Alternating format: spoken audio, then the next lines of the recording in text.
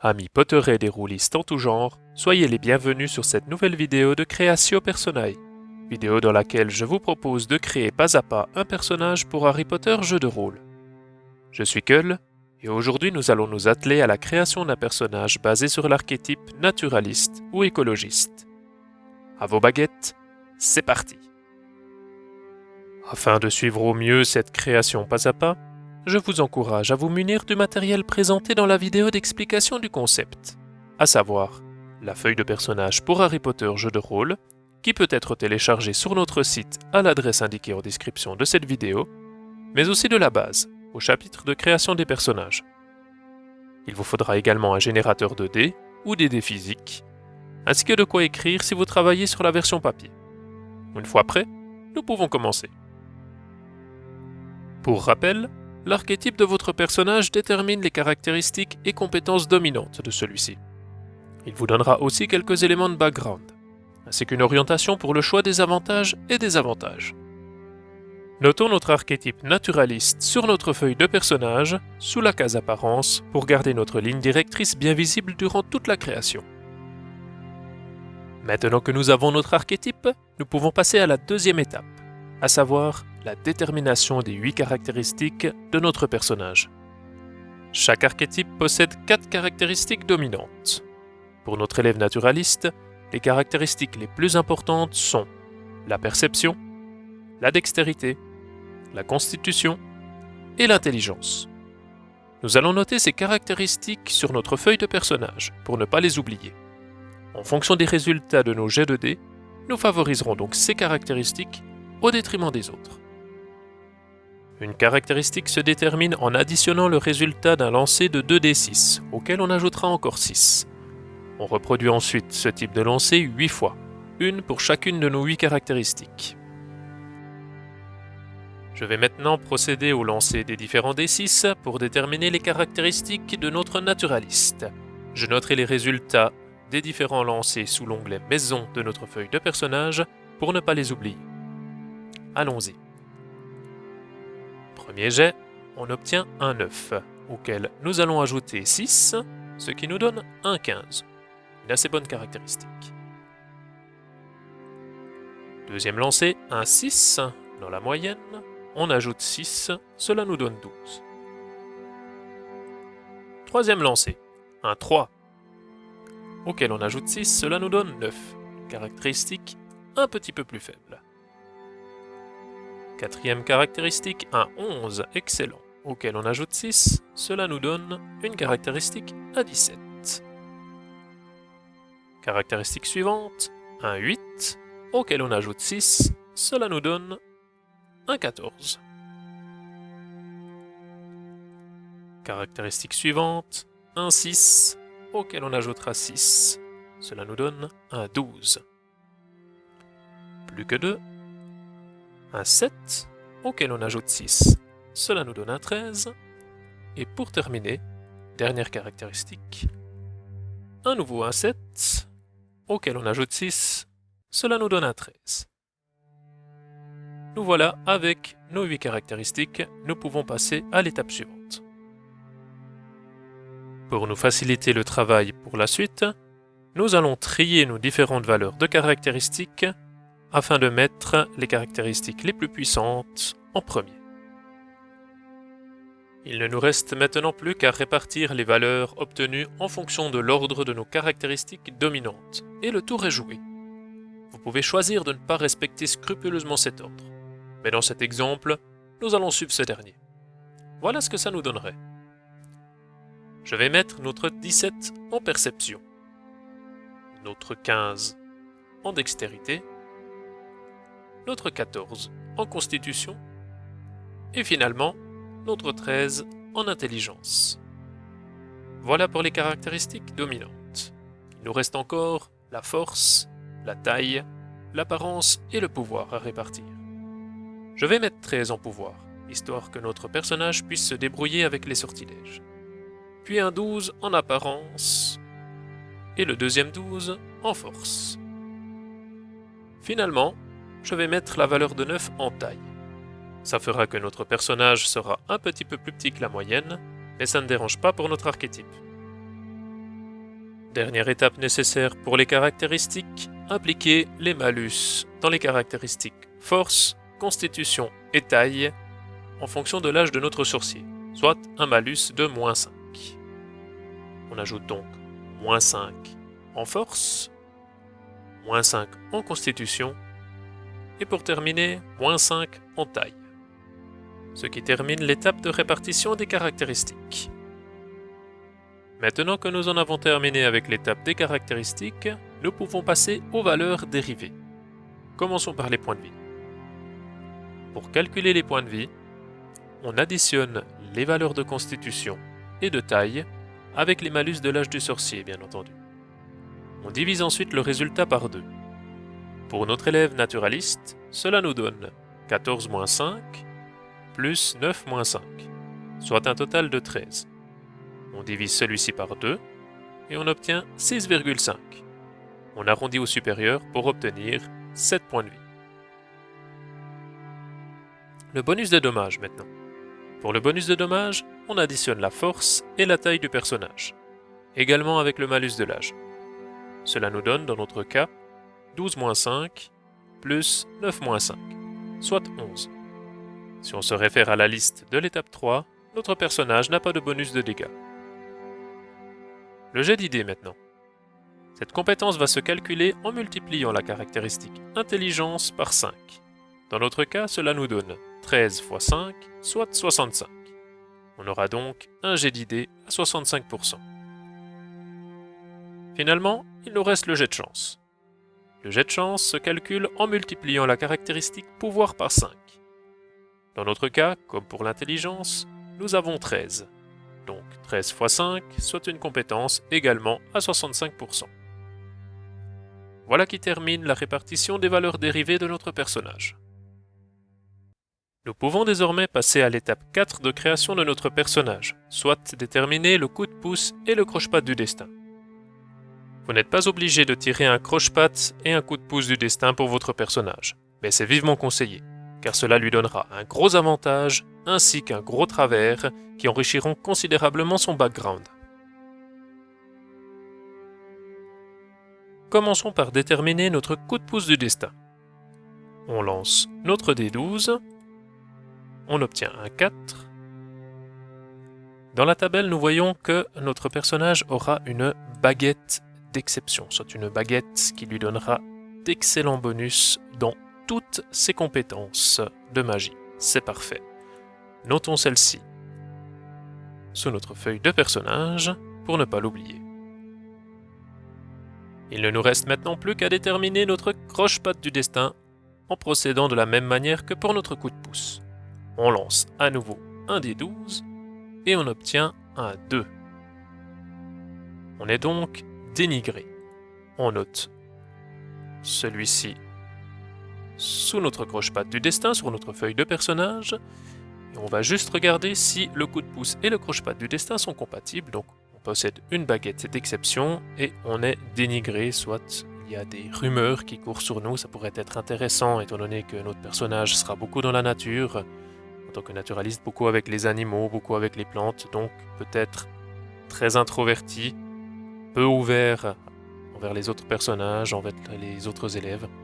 C'est donc parfaitement compatible et même très intéressant pour la suite du background. Pour le sang du sorcier, cela importe peu. Ni le coup de pouce, ni le croche-patte du destin ne nous orientent vers un sang pur, un émoldu ou un sang mêlé. Pour avoir le plus grand panel de compétences possible, nous allons choisir sang mêlé. Il nous faut juste supprimer les maîtrises de base des compétences sorcier et moldu, mais nous aurons accès à toutes les compétences des deux catégories. Nous arrivons maintenant à la 6e étape de création de notre personnage, qui est certainement l'étape la plus chronophage de toute la création. Durant celle-ci, vous allez personnaliser votre personnage en ajoutant des avantages et des équipements particuliers qui feront de lui un sorcier unique. Afin de ne pas avoir de doublons avec les axiomes de maison, je vous conseille vivement de déterminer la maison dans laquelle il appartient et dans laquelle il évoluera par la suite, avant de prendre vos avantages et désavantages. Mettons que, dans notre exemple, notre élève naturaliste soit accepté chez Poufsouffle, après avoir passé la cérémonie de répartition, bien entendu. Nous ajoutons donc le symbole de la maison Pouf-Souffle à notre feuille de personnage, où nous pouvons continuer sur une nouvelle feuille spécialement conçue pour cette maison. Comme les 3 autres maisons, la maison Pouf-Souffle nous donne accès à 3 axiomes de maison. Il s'agit de 2 avantages et d'un désavantage, qui sont possédés par chaque membre de cette maison. Notre élève naturaliste appartient à la maison Pouf-Souffle. Il possède donc les axiomes suivants. L'avantage justicier, qui lui octroie un bonus de 30% dans toutes les actions, une fois par scénario, pour empêcher un acte malveillant. L'avantage patience, qui lui donne un bonus de 15% aux recherches magiques, enchantements d'objets, rituels longs et complexes. Il réduit également le temps de préparation des potions d'un tiers. Finalement, le désavantage code moral. Il s'agit d'un désavantage particulier qu'il nous faut définir à chaque fois que celui-ci est choisi. Pour notre personnage naturaliste, nous allons dire qu'il ne peut pas faire de mal à un animal, sous aucun prétexte. Maintenant que les axiomes de maison sont déterminés, nous allons reporter ceux-ci sur notre feuille de personnage et passer aux avantages et désavantages. Pour l'achat d'avantages et de désavantages, nous avons en tout et pour tout 6 points à disposition. Ces 6 points peuvent être répartis dans 5 catégories, qui elles-mêmes se divisent en plusieurs sous-catégories. On a la grande catégorie des avantages et des avantages personnels, qui concernent le sorcier et ses facultés. Et nous avons les possessions matérielles qui, elles, se divisent en 4 sous-catégories, à savoir le familier, le balai, les objets magiques mineurs et la baguette. Nous allons commencer par déterminer les possessions matérielles de notre naturaliste. Le balai, on va dire qu'il n'en a pas besoin. S'il doit se déplacer dans les airs, il le fera via une créature, via un animal fantastique qu'il aura dressé. Ça sera parfait. Il obtiendra donc un brosse dur comme la plupart des élèves qui entrent à l'école pour jeunes sorciers. Pour les objets magiques mineurs, nous allons dépenser 1 point, histoire d'obtenir un sac à dos en peau de moque. La peau de moque permettant au sac à dos de rétrécir pour prendre la taille d'un petit portefeuille, ça sera parfait pour notre élève naturaliste pour transporter son matériel, étant donné que le poids diminue également.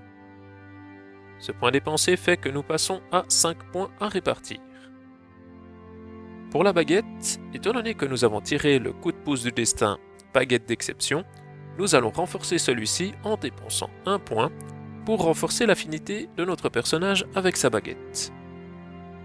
Cela nous donnera un bonus de 20% dans toutes les catégories de sorts, donc enchantement, métamorphose, mauvais sort, ainsi que dans les potions, ce qui est vraiment pas mal du tout. Cela fait passer notre total de points à 4. Passons maintenant au familier. Nous allons dépenser 2 points. Choisir une chouette effraie par exemple, et lui mettre lien sensoriel et le lien empathique. Ça nous permettra de savoir ce qu'elle ressent et ce qu'elle pense. Parfait pour notre élève naturaliste. Cela fait passer notre total de points à répartir à 2, et nous en avons terminé avec les possessions matérielles. Pour les avantages et désavantages personnels, nous allons commencer par choisir affinité avec les animaux, ce qui nous donnera des bonus quand on interagira avec eux, qu'il s'agisse d'animaux classiques ou d'animaux fantastiques. Cela nous coûte 1 point, et fait passer notre total de points à 1. Deuxième avantage choisi pour notre personnage naturaliste, facilité en botanique, qui nous permettra d'apprendre plus rapidement les rudiments des manipulations des plantes et nous octroiera également quelques bonus dans cette compétence. Cela nous prend 1 point et fait donc passer notre total de points à répartir à 0. Nous allons cependant rajouter un petit défaut psychologique, un désavantage, en disant que notre personnage est introverti. Cela ira parfaitement bien avec notre croche-patte du destin. Ce défaut psychologique nous coûte 0,5 points, plutôt nous rajoute 0,5 points à notre total. Nous avons donc de nouveau 0,5 points à répartir. Nous pouvons donc choisir un dernier avantage, résistance immunitaire, qui lui coûte 0,5 points et qui nous permettra d'être plus résistant aux maladies ainsi qu'aux poisons. Parfait pour un personnage qui est toujours dehors, en contact avec des plantes potentiellement dangereuses et des animaux fantastiques.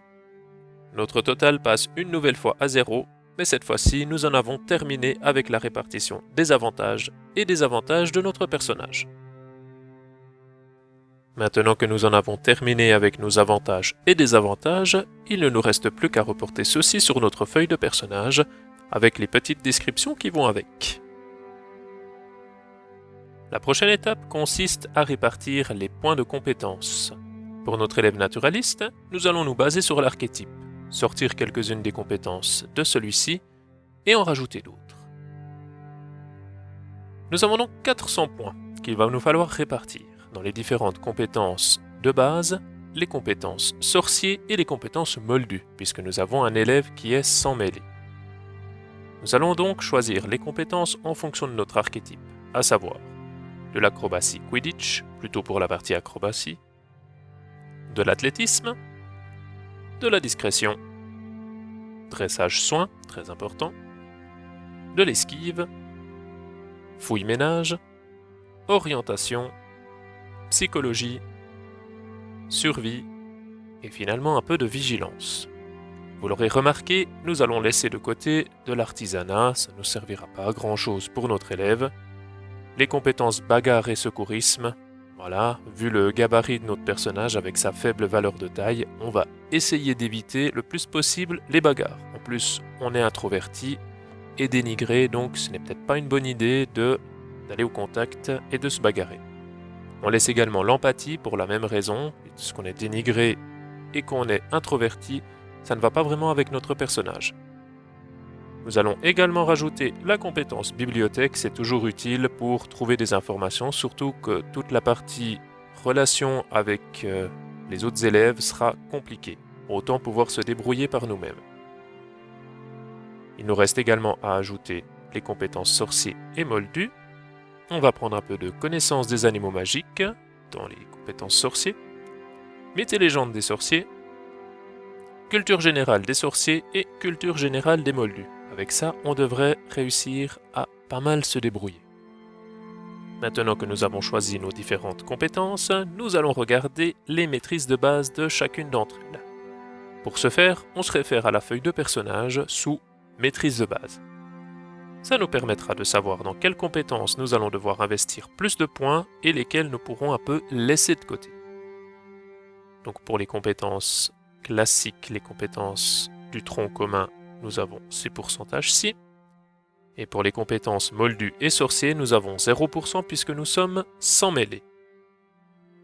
On va maintenant regarder vers nos avantages et désavantages et voir quelles sont les compétences qui bénéficient d'un bonus permanent. C'est le cas de dressage soin, puisque nous avons un avantage qui nous permet d'être à l'aise avec les animaux.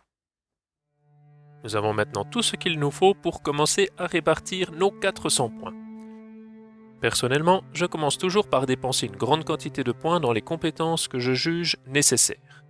Nous allons ici mettre 30% en discrétion, en esquive et en vigilance pour un personnage introverti pouvoir rester discret, esquiver les combats, ça va également bien avec notre petit gabarit, et rester vigilant pour voir qui sont les élèves qui veulent nous chercher des noises, ce sera vraiment parfait.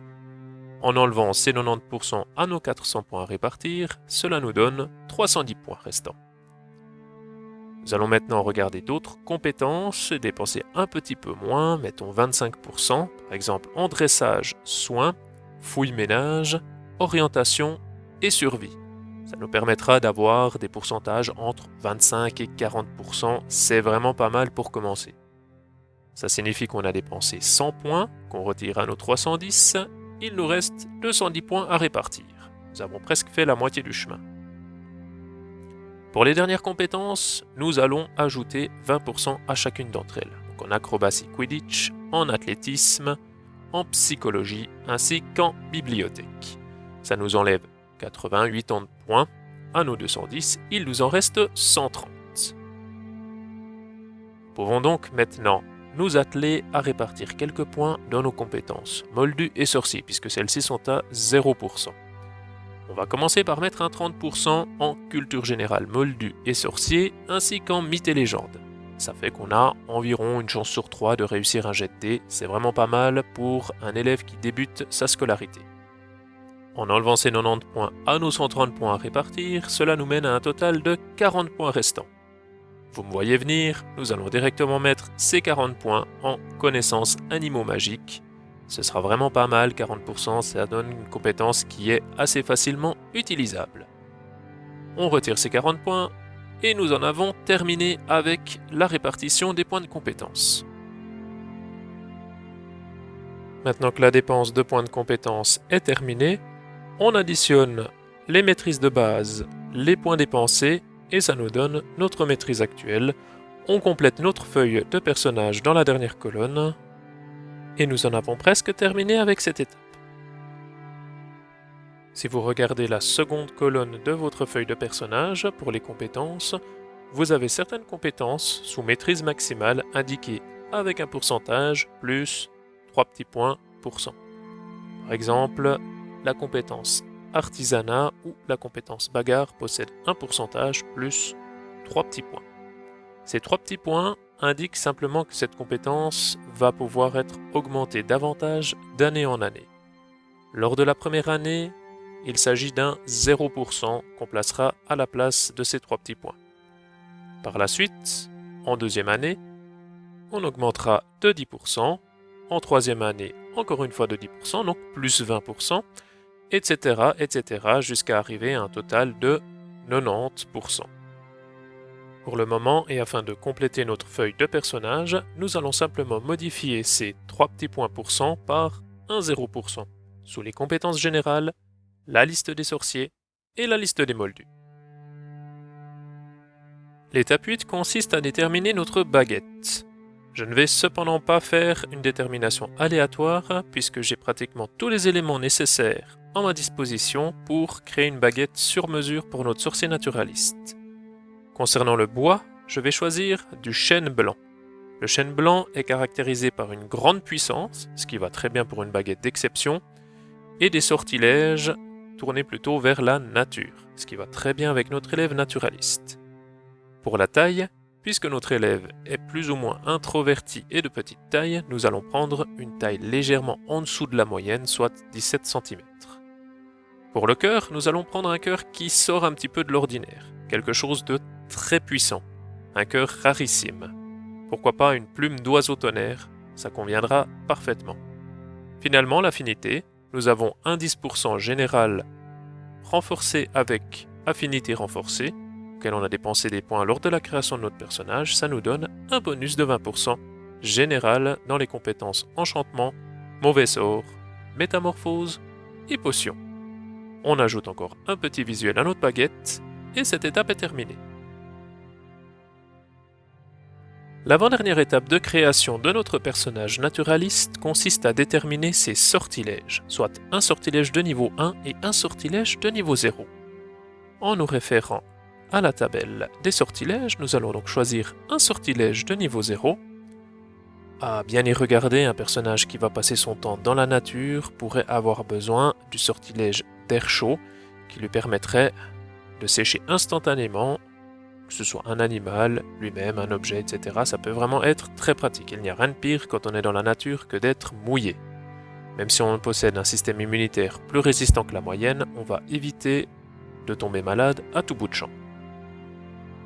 Pour les sortilèges de niveau 1, il y en a pas mal qui sont utiles. On pourrait par exemple citer le sortilège des 4 points, qui permet de savoir où est le nord, mais dans notre cas, nous avons une bonne valeur en orientation.